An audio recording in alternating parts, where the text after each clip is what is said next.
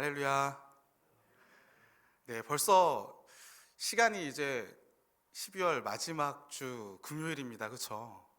네, 한 해가 벌써 빨리 지나가는 것 같아요. 여기 온 지 엊그제 송구영신 예배 때 와서 이렇게 성도님들과 처음 인사하고 그랬던 기억이 아주 새록새록한데 벌써 1년이 다 지나서 방금 올라오면서 생각이 들었습니다. 시간이 정말 빠르구나 이렇게 생각이 들었어요. 그런 만큼 저희들이 한 해 한 해 이제 나이를 먹어가면서 나아가지만 그런 만큼 저희의 믿음도 저희의 하나님을 아는 그 지식과 지혜들도 더욱더 자라나게 될 줄로 믿습니다. 네. 오늘 우리 그리스도인들에게 있어서 우리의 믿음은요, 우리의 관념, 우리의 생각에서 끝나지 않습니다. 그렇죠? 아는 지식에서 끝나지 않아요. 신앙과 삶이 어떻습니까? 일치합니다. 우리의 믿음은 우리의 삶의 전반에 너무나도 자연스럽게 또 당연하게 나타나야 된다는 거예요. 왜냐하면 하나님은 참 믿음은 그 열매로 알게 된다, 안다라고 그렇게 주님께서 말씀하셨기 때문입니다. 그러기에 신앙은요, 우리의 믿음은요, 우리의 행동을 결정짓습니다. 동의하십니까? 아멘이시죠? 그러기에 우리는요, 삶의 여러 부분에서 어떤 선택이 과연 믿음의 선택인지, 어떤 선택이 하나님께서 참으로 기뻐하시는 그러한 것인지 아닌지를 우리는요, 틀림없이 고민해야 됩니다. 고민하지 않으면 안 돼요.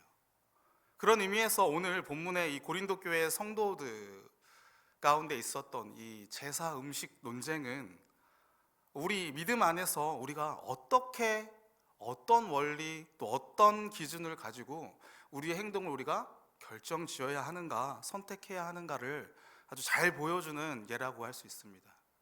그러한 의미에서 오늘 이 바울이 이 문제를 어떻게 해결했는지를 살펴보면서 그리스도인의 사랑할 자유, 너무 제목 멋있지 않습니까? 그리스도인의 사랑할 자유라는 제목으로 함께 은혜를 나눠보도록 하겠습니다. 여러분들, 제가 질문 하나 드릴게요. 여러분들 할랄 푸드 알고 계시나요? 할랄 푸드? 지금은 좀 이렇게 단어들이 좀 지나가긴 했지만 몇 년 전만 해도 할랄 푸드 어떤 이슈들이 많이 올라왔어요. 그렇죠? 여러분들 할랄 푸드 먹어도 된다고 생각하시는 분 계시나요? 먹으면 안 된다. 아무도 안 드세요. 왜? 할랄 푸드 그냥 안 좋아하시나요? 음식 자체를? 그러면 요가 어떻습니까? 요가. 우리 그리스도인들이 요가 뭐 인도에서 나온 뭐 그 어떤 뭐 종교적인 뭐 이런 뭐 움직임 뭐 이렇게 이야기하는데 요가 배우면 되나요? 안 되나요? 안 됩니까? 배워도 되나요? 헷갈리시나요? 사실 몇 년 전에 이슈화 됐지만은요, 뭐 요가 우리의 몸을 건강하게 해주는 거죠. 할랄 푸드 음식인데요, 뭐 그런 거 상관하면서 먹나요? 우리의 현대인들의 삶에 있어서 또 현대 그리스도인, 오늘날 그리스도인들의 삶에 있어서 이 음식에 대해서는 크게 막 우리 가운데 엄청난 문제로 다가오지는 않는 것 같습니다. 이제 좀 많이 좀 사그러들었잖아요, 그렇죠? 그런데 이때 당시에 오늘 본문에 나왔을 때 이 음식에 대한 논쟁들은요, 특별히 이 우상에게 제물을 바치는 그런 음식을 먹는 것은 이때 당시에 유대 사회뿐만 아니라 그전 이전 시대 그리고 그 이후 시대에도 마찬가지고 여러 시대 여러 나라의 그들의 신앙 가운데 있어서 엄청난 의미가 있었습니다. 중요한 의미가 있었어요. 신들에 대한 이 제사를 드리는 희생 제사는요, 그들한테 있어서는 일상이었습니다. 일상. 누구나가 다 각자 신을 가지고 있어요. 그때 당시에는 무교가 있었을까요? 없었을까요? 거의 없어요. 누구나가 다 각자만의 신을 가지고 있었습니다. 다신교. 어떤 사람들은 엄청 많은 다신교를 섬기기도 했었고요. 여러 신들을 막 섬기면서 누군가는 율신 하나님만을 섬기기도 했고요. 무교는 거의 없었다라는 거예요. 그러니까 여러 각자의 모시고 있는 신이 있었고, 그리고 그 신에게 삶의 모든 필요한 것을 얻기 위해서는 그 신들의 허락이 있어야 된다라고 그렇게 생각을 했어요. 그렇기 때문에 그 신들을 감동시켜야 되겠죠. 그래서 예배도 드립니다. 희생제사도 드립니다. 그 신들이 말씀하고 있는 그 내용들도 다른 사람에게 전도합니다. 이러한 것들이 많았어요.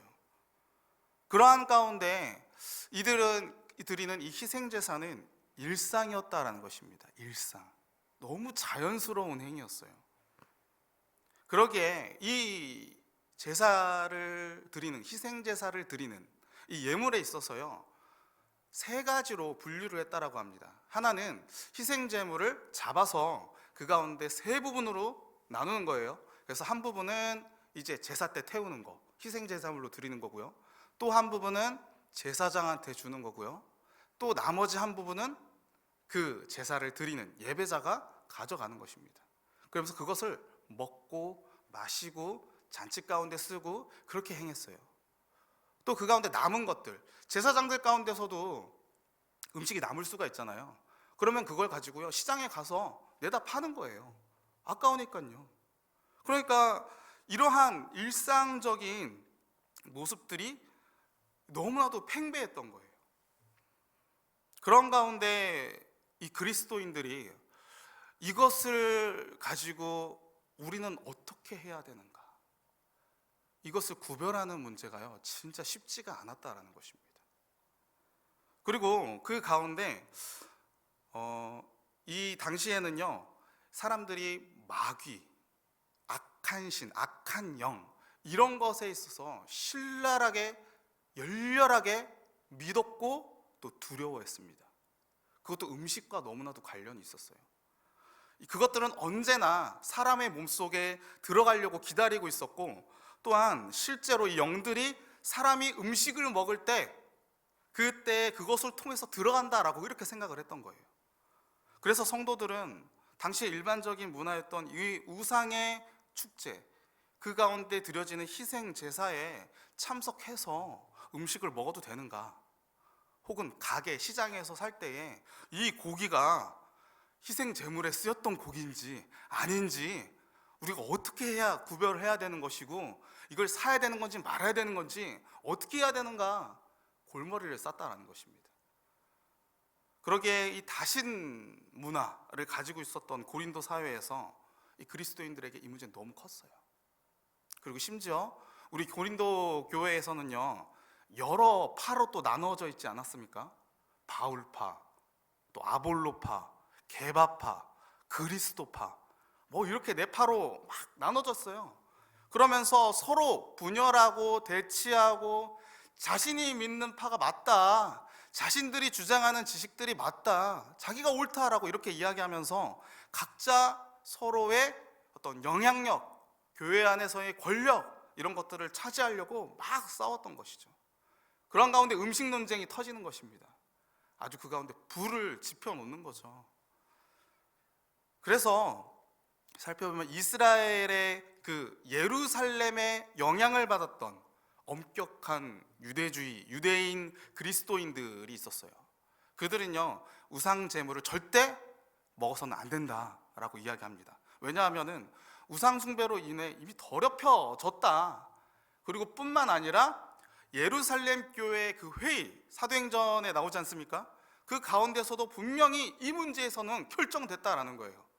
사도행전 15장 29절에 이렇게 이야기합니다. 우상의 제물과 피와 목매어 죽인 것과 음행을 멀리할지니라, 이에 스스로 삼가면 잘되리라, 평안함을 원하노라 하였더라. 그 가운데 예루살렘 교회의 수장이었던 그 주의 형제 야고보가 이렇게 마지막에 결론을 짓는 거잖아요. 네 가지는 하지 말아라 이야기하면서 첫 번째로 이야기했던 게 우상의 제물이었어요. 이런 엄격한 그 유대인 그리스도인들이 이런 것을 이야기하는 것입니다. 그리고 또 반대쪽에서는 이렇게 이야기하는 거예요.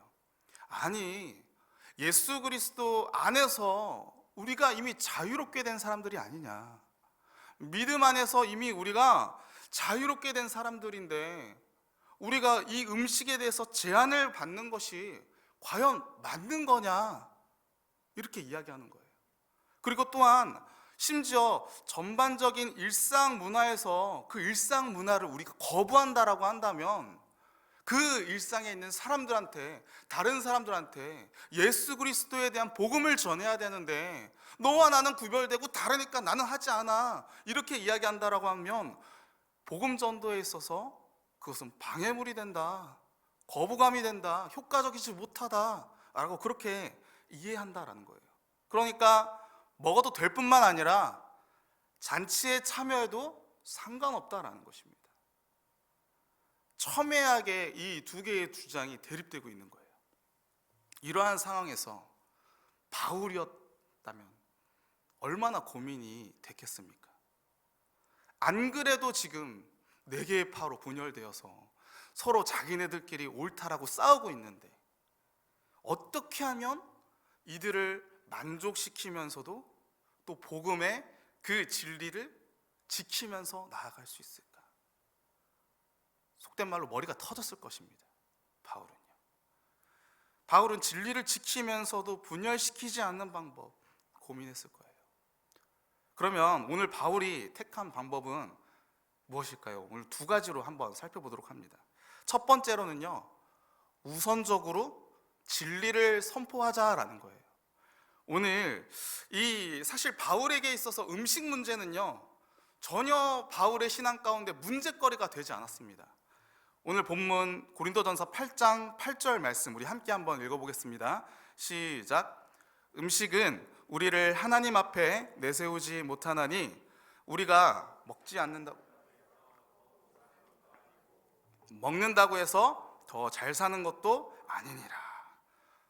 우리가 음식을 먹는다고 해서 더 못 사는 것도 아니고 먹는다고 해서 더 잘 사는 것도 아니다. 그러니까 음식이 지금 영향이 있다라는 거예요, 없다라는 거예요? 영향력 없다라는 거예요, 신앙에 있어서. 예수님도 이것에 있어서 분명하게 말씀을 하셨어요. 마태복음 7장 18절 19절에 예수께서 이르시되 너희도 이렇게 깨달음이 없느냐? 무엇이든지 밖에서 들어가는 것이 능히 사람을 더럽게 하지 못함을 알지 못하느냐? 이는 마음으로 들어가지 아니하고 배로 들어가 뒤로 나감이라. 이러므로 모든 음식물은 깨끗하다 하시니라. 음식물은 아무런 영향을 끼치지 않는다라는 거예요. 뭐가 중요하다라는 것입니까? 마음이요, 마음. 그래서 그러한 가운데 오늘 본문에서 사도 바울도요, 분명히 그걸 이야기합니다. 고린도전서 8장 7절 말씀입니다. 우리 함께 읽겠습니다. 시작. 그러나 이 지식은 모든 사람에게 있는 것은 아니므로 어떤 이들은 지금까지 우상에 대한 습관이 있어 우상의 제물로 알고 먹는 거로 그들의 양심이 약하여지고 더러워지느니라. 문제는 이거라는 거예요. 그들의 양심이 약하여지고 더러워지느니라. 이제까지 그렇게 알고 믿고 먹었기에 그것을 먹음으로 말미암아 그들의 양심이, 그들의 마음이, 그들의 믿음이 약해져지고 더러워졌다는 거예요. 이게 문제라는 거예요, 이게.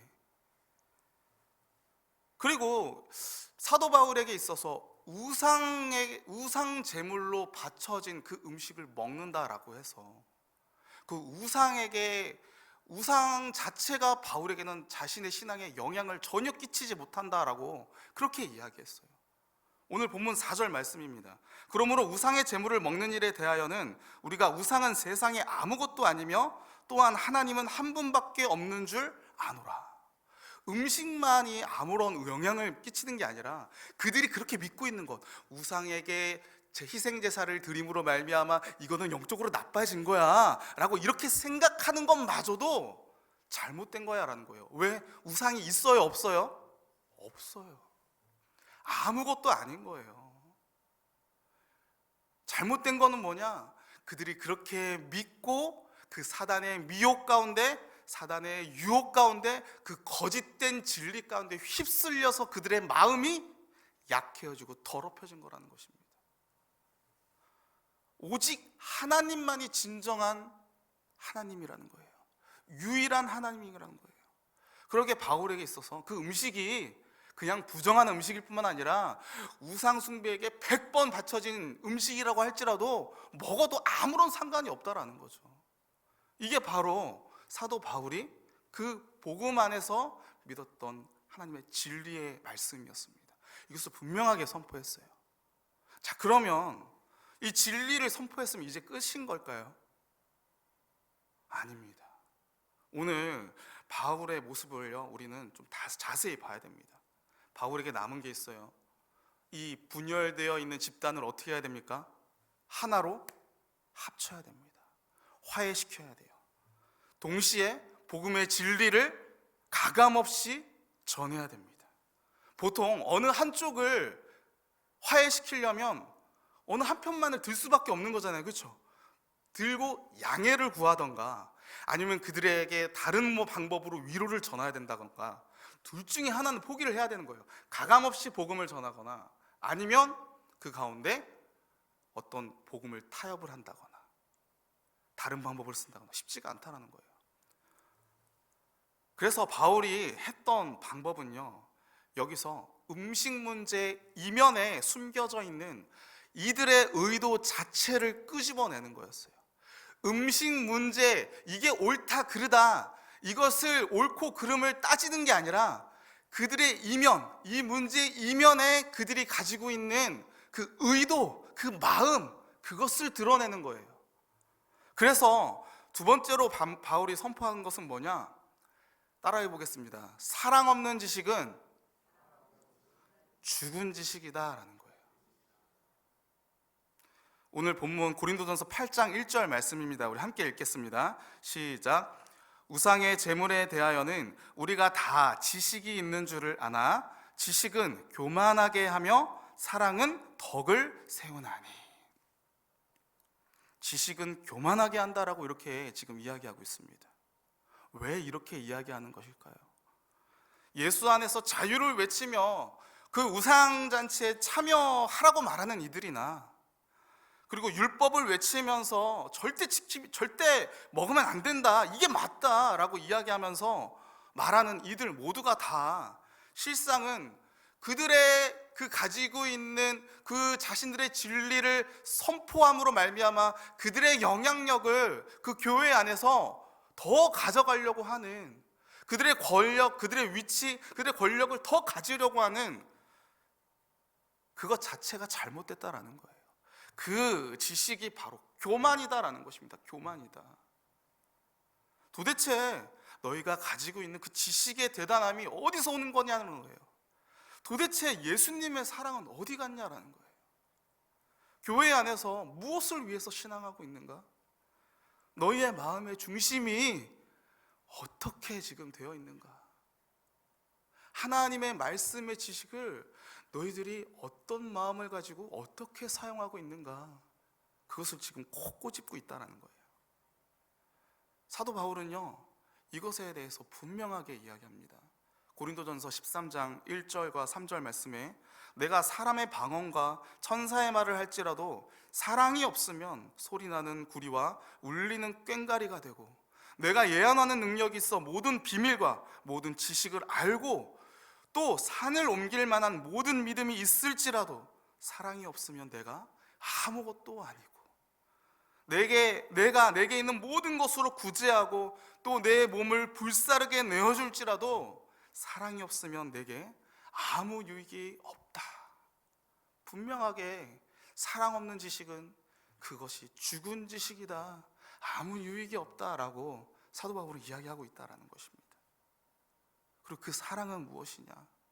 나의 유익을 위해서가 아니라, 나의 유익만을 구하는 것이 아니라 철저히 주님께서 보여주신 그 사랑의 모습, 십자가 대속 가운데 자기 백성들의 죄를 대신 짊어지시고 죽으신 그 사랑의 모습, 철저하게 타인의 구원을 위한, 타인의 생명을 위한 그 사랑의 모습이 진정한 사랑이다라는 거예요. 그래서 오늘 바울이요, 오늘 본문 8장 9절에서 10절 그리고 13절에 이렇게 이야기합니다. 그런즉 너희의 자유가 믿음이 약한 자들에게 걸려 넘어지게 하는 것이 되지 않도록 조심하라. 지식 있는 내가 우상의 집에 앉아 먹는 것을 누구든지 보면 그 믿음이 약한 자들의 양심이 담력을 얻어 우상의 제목을 먹게 되지 않겠느냐. 우리 13절 말씀 함께 읽어보도록 하겠습니다. 시작.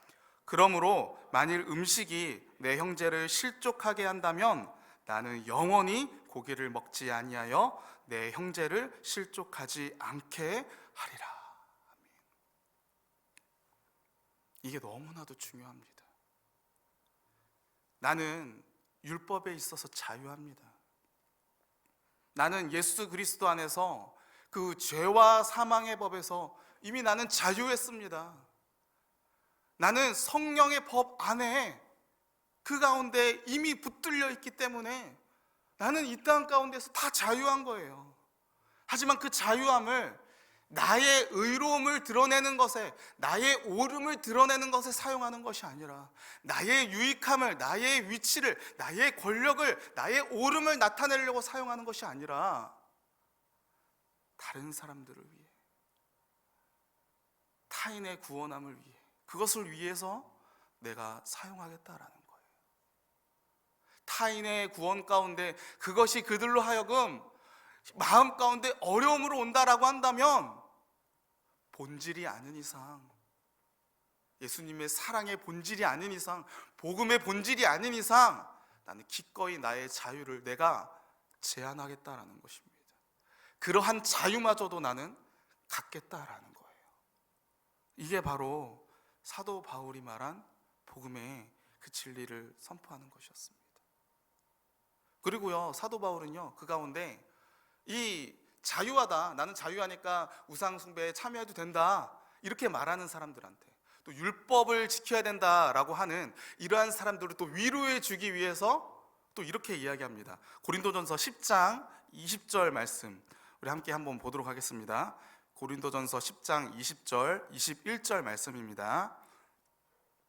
함께 읽어보겠습니다. 시작. 무릇 이방인이 제사하는 것은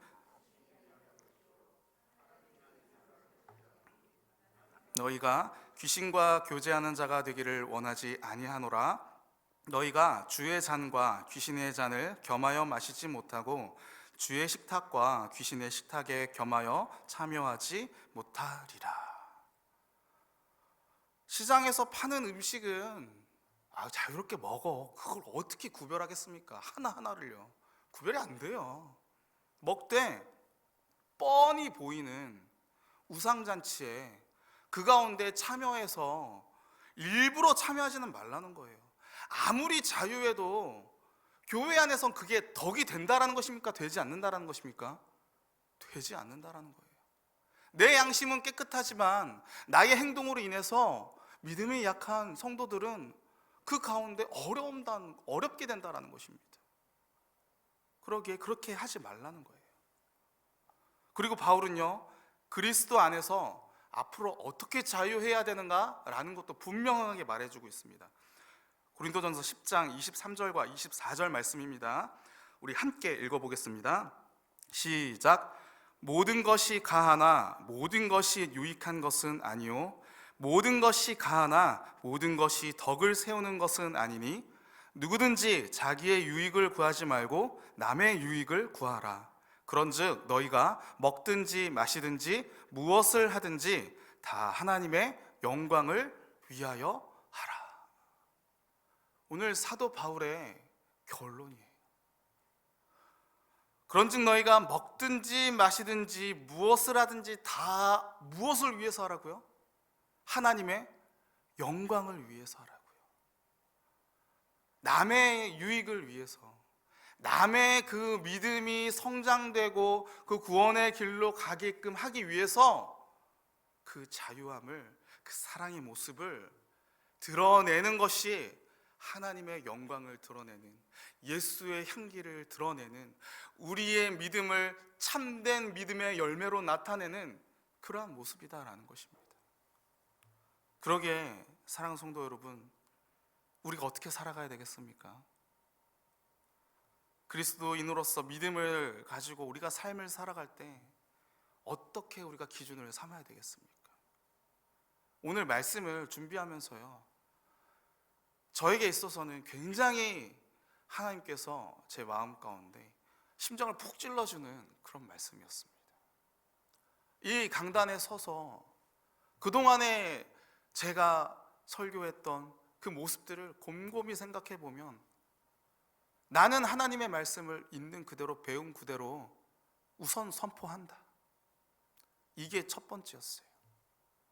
근데 듣는 사람으로 하여금 그들의 믿음의 성장, 믿음의 올고름, 그들이 그 정죄당하는 것에 끝나는 것이 아니라 그 가운데 듣고 그들이 일어설 수 있도록, 그 가운데 그 복음에 일어서는 위로함을 받을 수 있도록 하는 그 모습에 있어서 저의 설교는요 너무나도 부족했습니다. 제가 딱 율법으로 정죄하는, 무조건 안 된다, 나는 하나님 앞에서 내가 배운 거대로 그대로 선포했으니까 나는 이제 모르겠다 라고 이야기하는 그런 게 저의 모습이었더라고요. 푹 찔러주시는데 너무나도 부끄러웠습니다. 심지어 저희 가정에서도 아버지와 함께 신앙 얘기를 하다가도, 말씀 얘기를 하다가도 다른 견해가 있으면은요 내가 맞다는 거예요. 내가 배웠다는 거죠. 그러면서 어떻게 해서든지 아주 합리적인, 아주 논리적이고 아주 신앙적인 것을 가지고 그냥 강하게 이야기하는 거예요. 아버지가 할 말을 없게끔 만드는 거죠. 그래서 그 아버지가 그 마음 가운데 신앙으로 격려가 됐을까? 너무나도 죄송스럽더라고요. 아마 여기 계신 분들도 이런 경험들이 분명히 있을 것입니다. 맞습니다. 본질을 선포해야 되는 거 맞아요. 근데 그 본질이 무엇이냐? 주님께서는 믿음을 세우는 것, 주님의 사랑으로 그들을 격려하고 위로하며 이 복음이, 이 진리가 정죄되고 의로움만을 나타내는 그러한 것으로 쓰여지는 것이 아니라 그 복음, 그 진리로 말미암아 그들이 위안을 받고 격려를 받고 힘을 얻어서 내가 다시금 일어서리라라고 그렇게 하나님의 평안함을 얻게 되는 그런 모습으로 나아가야 된다라는 거예요. 저와 여러분의 삶 가운데 이런 모습이 나오게 되기를 간절히 소원합니다. 이렇게 전해질 때 분열이 사라지게 될 줄로 믿습니다. 오늘 기도하실 때 주님, 저에게도 이 사도 바울의 모습처럼 참된 그 사랑의 지식이, 그 복음의 지식이 있게 하여 주시옵소서. 주님, 우리의 교회뿐만 아니라 우리의 가정과 우리의 사회에서 음식 논쟁과 같은 이 문제들이 너무나 많이 일어나고 있습니다. 주님, 그 가운데 우리가 그 문제에 파묻혀서 옳고 그름만을 따지면서 나의 주장을 드러내는 것에 우리가 몰두하지 않게 하시고, 그 이면에 있는 함께 우리가 교회 안에서 예수 그리스도 안에서 주님의 그 사랑으로 함께 세워져 가는 그 모습으로 우리가 일어설 수 있는 그 지혜를 주님 우리 가운데 허락하여 주시옵소서. 이렇게 기도하셔서 오늘 이 그리스도인의 사랑할 자유를 아주 풍성하게 누리시는 저와 여러분 모두가 되기를 주님의 이름으로 축원합니다.